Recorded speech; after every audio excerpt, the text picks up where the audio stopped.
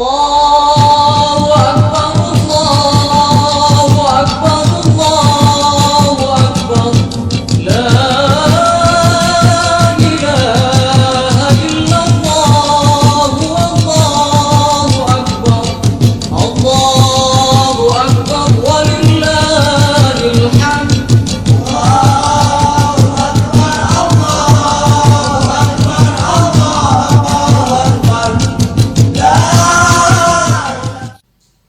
Assalamualaikum warahmatullahi wabarakatuh.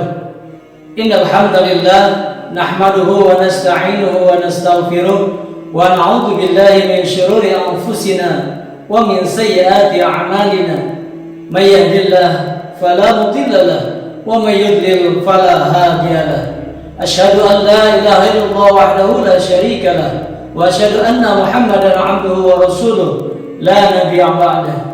Allahumma salli wa sallim ala sayyidina Muhammadin wa ala alihi wa ashabihi wa ummatihi ajmain. Amma ba'd. Puji syukur kita sampaikan kehadap Allah Subhanahu wa taala. Allah Jalla wa ala, Allah Rabbuna, Allah Ilahuna, Allah Malikuna. Allah sebagai Rabb, Dia yang telah menciptakan kita, Dia yang memelihara dan menjaga kita. Allah sebagai ilahuna, Allah tempat kita menyembah dan hanya satu-satunya yang kita sembah. Allah malikuna, Dialah yang merajai segenap alam. Salawat dan salam semoga tercurah limpahkan kepada junjungan kita Nabi besar Muhammad sallallahu alaihi wasallam. Beliau adalah uswah, teladan terbaik buat kita, bagaimana kita menjadi hamba Allah dan bagaimana kita menjalankan kehidupan di dunia ini. Mudah-mudahan salawat serta salam ini bukan hanya tercurahkan kepada beliau, tetapi para keluarganya, para sahabatnya, para pengikutnya, umatnya hingga akhir zaman. Hadirin rahimakumullah, tak terasa satu bulan sudah Ramadan kita lalui. Ramadan tahun ini berbeda dengan tahun-tahun sebelumnya. Ramadan tahun ini kita sedang mendapatkan ujian dari Allah Subhanahu wa taala, yakni dengan adanya virus corona yang menerpa bukan hanya negara kita tetapi di seluruh dunia. Tentu lain nilai, lain perjuangan mujahadah kita dalam melaksanakan saum Ramadan maupun qiyamul lail. Adanya wabah virus corona ini tidak hanya menimpa satu aspek kehidupan, tetapi juga berdampak kepada aspek-aspek yang lainnya atau multidimensi. Bukan hanya bidang ekonomi dan bidang sosial, namun juga bidang keagamaan dan bidang pendidikan. Ayah bunda, anak-anakku dan hadirin yang berbahagia, untuk memutus penyebaran virus corona, memutus mata rantai pandemi ini, maka dilakukan salah satunya adalah social distancing atau physical distancing. Tidak boleh ada berdekatan, kemudian tidak boleh ada kerumunan. Bahkan di tempat ibadah sekalipun, di masjid, tidak boleh ada kegiatan sholat berjamaah, karena jamaah artinya berkumpul. Tidak boleh ada sholat Jum'ah, tidak boleh ada sholat tarawih di dalam masjid yang dilakukan secara berjamaah. Apalagi kegiatan yang sifatnya tradisi, kultur, seperti buka bersama, bukber bersama teman kerja, bersama teman-teman alumni, atau bersama sahabat-sahabat kita. Bahkan juga kegiatan ngabuburit juga ini tidak boleh dilakukan. Kenapa? Karena agar penyebaran virus corona ini segera berakhir dan kita kembali kepada kondisi normal. Ada pertanyaan, apakah kita lebih takut kepada virus corona dibandingkan kepada Allah yang menciptakan virus corona tersebut? Pertanyaan ini sesungguhnya adalah pertanyaan yang tidak apple to apple, pertanyaan yang tidak sebanding. Kenapa? karena Allah Subhanahu wa taala harus kita takuti, harus kita taati, harus kita bertakwa kepadanya. Sedangkan virus corona adalah ciptaan Allah. Tetapi dalam hal ini Allah Subhanahu wa taala memberikan tuntunan. Dalam Quran surat Al-Baqarah ayat 195 Allah Subhanahu wa taala berfirman, A'udzu billahi minasyaitonir rajim. Bismillahirrahmanirrahim. Wa la tulqu bi aydikum ila tahlukah. Janganlah engkau menjatuhkan diri kamu sendiri ke dalam kebinasaan.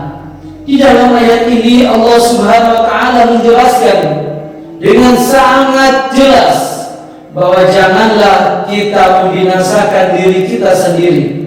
Janganlah kita membunuh diri kita sendiri. Janganlah ketika kita tahu suatu kondisi, suatu wilayah, suatu keadaan membahayakan nyawa kita, jangan kita binasakan diri kita dengan mencebur ataupun masuk ke dalam kondisi tersebut. Tetapi kita menghindar, mencari solusi. Kenapa hal ini kita jadikan sebagai standar? Ingat, salah seorang sahabat Nabi, sahabat utama Nabi yaitu Umar bin Khattab, beliau memperlakukan hal ini pun sama seperti yang kita lakukan saat ini. Ketika Umar bin Khattab menjadi khalifah, menjadi Amirul Mukminin, beliau akan melewati suatu wilayah, suatu kawasan, sedangkan kawasan tersebut dalam kondisi ada wabah taun yang menyebar yang sangat luar biasa, banyak orang yang meninggal. Maka Umar bin Khattab pun beliau beralih pada jalan lain yang tidak melalui wilayah tersebut. Sahabat bertanya, wahai Amirul Mukminin, apakah engkau berlari dari takdir Allah? Kata Umar bin Khattab, aku berlari dari satu takdir Allah kepada takdir Allah yang lain. Hadirin, ada satu istilah di dalam fikih yang menyebutkan bahwa darul mafasid muqaddamun ala jalbil masalih, mencegah sesuatu yang madarat, sesuatu yang membahayakan lebih diutamakan ketimbang untuk meraih kemaslahatan. Di bidang pendidikan, dampak adanya virus corona ini, anak-anak kita tercinta tidak bisa lagi melaksanakan kegiatan belajar di sekolah. Mereka belajar di rumah bersama ayah bunda, walaupun dipandu oleh guru-gurunya melalui pembelajaran jarak jauh atau online. Namun tetap saja kondisi ini mungkin awalnya anak-anak senang bisa menemukan teknologi baru dalam pembelajaran melalui pembelajaran jarak jauh. Namun seiring waktu, bukan hanya anak-anaknya, orang tua, bahkan guru sendiri merasakan kejenuhan kondisi ini. Tentu ini adalah tantangan tersendiri buat kita di dunia pendidikan. Bagaimana agar anak-anak tetap belajar walaupun kondisi anak-anak tidak datang ke sekolah. Ini semua bisa terlaksana karena dukungan dari ayah bunda dan juga kemauan yang kuat dari anak-anak kita, serta ada upaya pengembangan diri dari guru-gurunya. Bagaimana mereka bisa mengajar, bisa berkomunikasi, bisa memberikan nasihat-nasihatnya, pembelajaran kepada anak-anaknya. Ayah bunda yang rahmati Allah Subhanahu wa taala, kondisi saat ini mengajarkan banyak hal. Saat anak-anak harus belajar di rumah didampingi oleh ayah bunda, mungkin ayah bunda yang tadinya punya kesibukan tersendiri saat ini harus mau mendampingi anak-anaknya belajar, membantu mereka menyiapkan perlengkapan mereka dan sebagainya. Tentu ini sangat melelahkan. Tentu ini pasti merepotkan ayah bunda sekalian. Di sini kita dapat pelajaran berharga bahwa mendidik anak-anak itu ternyata tidak mudah. Butuh proses, butuh kesabaran, butuh kemauan kita untuk bagaimana kita memberikan motivasi kepada mereka agar mereka bersemangat dalam belajar. Kita dalam kegiatan ini, dalam pendidikan ini harus membangun sinergitas atau kolaborasi antara orang tua dengan guru atau sekolah, sehingga apa yang menjadi keinginan kita membentuk karakter anak-anak kita menjadi anak yang berhasil, anak sukses, itu membutuhkan kerjasama yang intens. Tapi yakinlah bahwa apa yang terjadi saat ini akan memberikan suatu warna buat kita, ataupun suatu semangat buat kita untuk membangun kolaborasi, untuk mendidik anak kita mencapai apa yang kita inginkan. Ayah bunda tetap semangat dalam mendidik anak-anaknya. Jangan sampai kondisi saat ini membuat kita kehilangan motivasi. Anak-anakku, para pelajar Indonesia dimanapun kalian berada, tetap semangat dalam belajar bagaimanapun kondisinya, karena belajar tidak mengenal ruang dan waktu. Dimanapun dan kapanpun kita bisa belajar. Jadikan kondisi saat ini sebagai satu pengalaman dalam hidup kita. Ingat, kesungguhan belajar yang kita lakukan akan berdampak pada masa depan kita. Imam Syafi'i mengatakan, jika kamu tidak sanggup menahan lelahnya belajar, maka bersiap-siaplah untuk menanggung perihnya kebodohan. Maksudnya apa?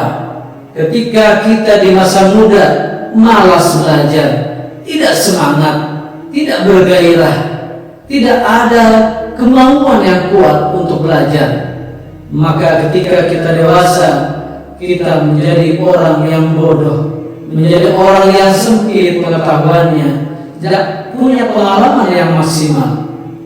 Maka saat dewasa nanti baru kita akan menyesalinya. Tetaplah semangat, bisa di rumah, bisa di sekolah, dimanapun kita belajar dengan media apapun.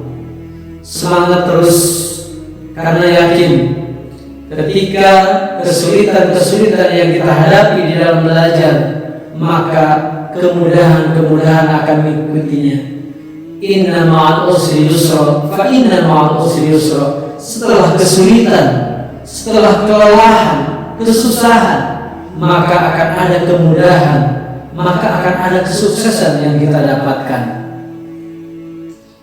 Untuk saudara-saudaraku, para guru, para pendidik, pembentuk karakter bangsa, para pewaris Nabi, ingat, tugas mulia kita sebagai guru itu bukan hanya tugas yang diberikan oleh atasan kita, namun itu adalah amanah yang Allah berikan kepada kita, karena kita adalah pewaris Nabi.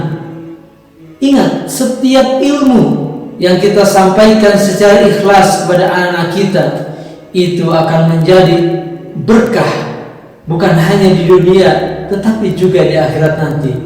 Tugas kita adalah menanamkan keimanan dan ketakwaan kepada anak-anak kita, agar mereka mengenal siapa Tuhannya, mengenal dirinya, mengenal hak dan tanggung jawabnya. Tetapi juga bagaimana kita membentuk karakter-karakter positif pada anak-anak kita. Di tangan kitalah masa depan bangsa ini. Di tangan kitalah para guru, bagaimana wajah Indonesia ke depan. Bukan itu saja, saudara-saudara, ketika kita nanti di akhirat, insya Allah, siapa tahu ada di antara anak-anak kita, anak-anak didik kita yang mendapatkan keberkahan ilmu kita, justru ada di antara mereka yang akan menuntun kita masuk ke dalam surganya Allah Subhanahu wa Ta'ala, karena ilmu yang bermanfaat yang kita berikan. Tetap semangat bagaimanapun kondisinya, karena insya Allah keberkahan ilmu yang kita berikan kepada anak kita akan menjadi sesuatu yang berharga buat kita di akhirat nanti. Hadirin yang berbahagia, marilah kita sama-sama berdoa, bermunajat kepada Allah Subhanahu wa taala. Mudah-mudahan anak kita menjadi anak-anak yang soleh, anak-anak yang membawa kebahagiaan kita di dunia dan akhirat. Qurrata a'yun. Rabbana hab lana min azwajina wa dhurriyyatina qurrata a'yun waj'alna lil muttaqina imama. Rabbana atina fid dunya hasanah wa fil akhirati hasanah wa qina adzabannar. Terakhir, saya mengucapkan selamat Hari Raya Idul Fitri 1441 Hijriah. Mohon maaf lahir dan batin. Taqabbalallahu minna wa minkum wa antum kullu 'amin bi khair. Wassalamualaikum warahmatullahi wabarakatuh.